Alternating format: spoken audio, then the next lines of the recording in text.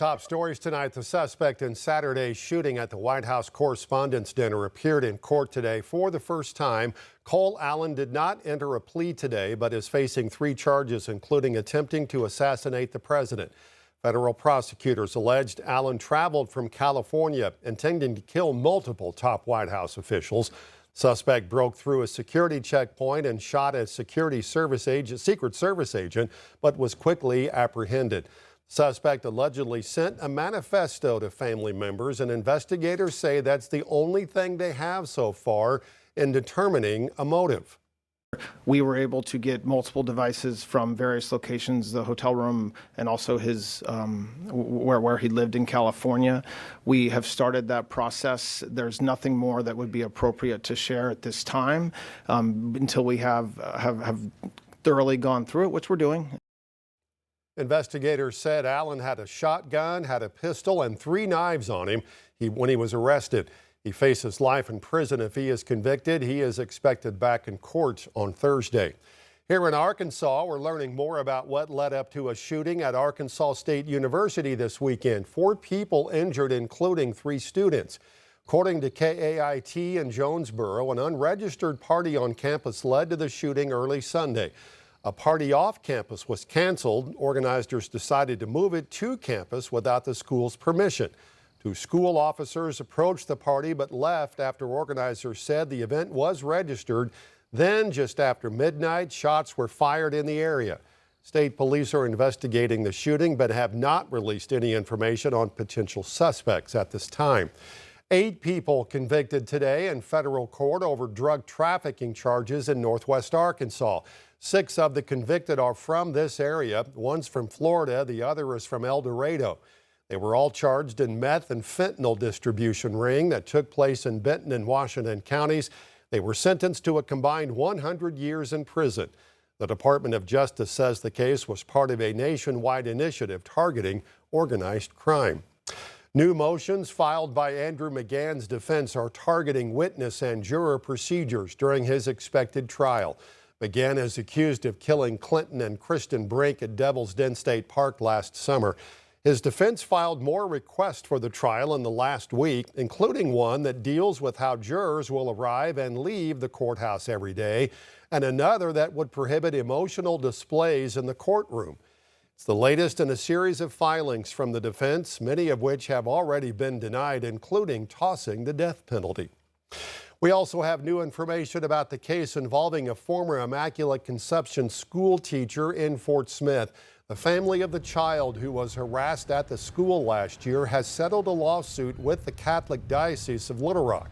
What was in that settlement has not been disclosed. 50-year-old Christy Castagno of Fort Smith pled no contest to harassment of a child stemming from the incident at the school last April. Benton County is moving forward with a plan to expand its jail as overcrowding continues to be a problem. The county is looking to add a new 286-bed pod for misdemeanor offenders to its only jail facility. Sheriff Sean Holloway says even though the jail has room for more than 600 inmates, it's still operating at over capacity, creating challenges for housing different types of offenders and managing space. That's a Band-Aid for a bigger problem that is going on. That's just one aspect we're trying to fix with this, the misdemeanor side of it. But we still have the felony side, which is the larger problem that's going to still be an issue going forward that we will have to find a solution. What we're going to do as this county expands.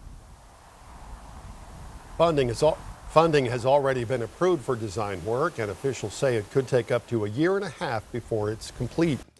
Fort Smith School Board decides to go cashless at all sporting events. The idea is to make the ticketing system for all athletics cashless. It means a $1 service fee will go back on the customer instead of the district paying it. The district says going cashless will make things a lot easier. Reduce risk. It helps eliminate handling the cash, faster entry, lower staffing cost, a little bit better accountability, and we believe of improved fan experience by getting through those lines. There's nothing more annoying when you're way out, 200 yards and it takes forever to get into a line, especially the early games when it's extremely hot. That new system, by the way, will start on July 1st. The Razorback men's tennis team is headed off to compete in Fort Worth in the NCAA tournament. They're set to take on Cornell at the end of the week. It's their first appearance in 2 years, and it could be the last for the program ever, as on Friday, the university announced it's cutting the men's and women's tennis teams. Director of Athletics Hunter Yurachek pointed to the school not being able to provide proper funding to compete in the SEC and on a national scale. 5 News reporter Lauren Spencer talked with a high school senior who committed to the team, who's now being forced to make other plans and fast. Caroline Jones always wanted to be a Razorback. Just growing up in Arkansas, obviously that's all you ever hear about. The North Little Rock native followed in her aunt's footsteps and committed to the tennis team in November. Dream come true.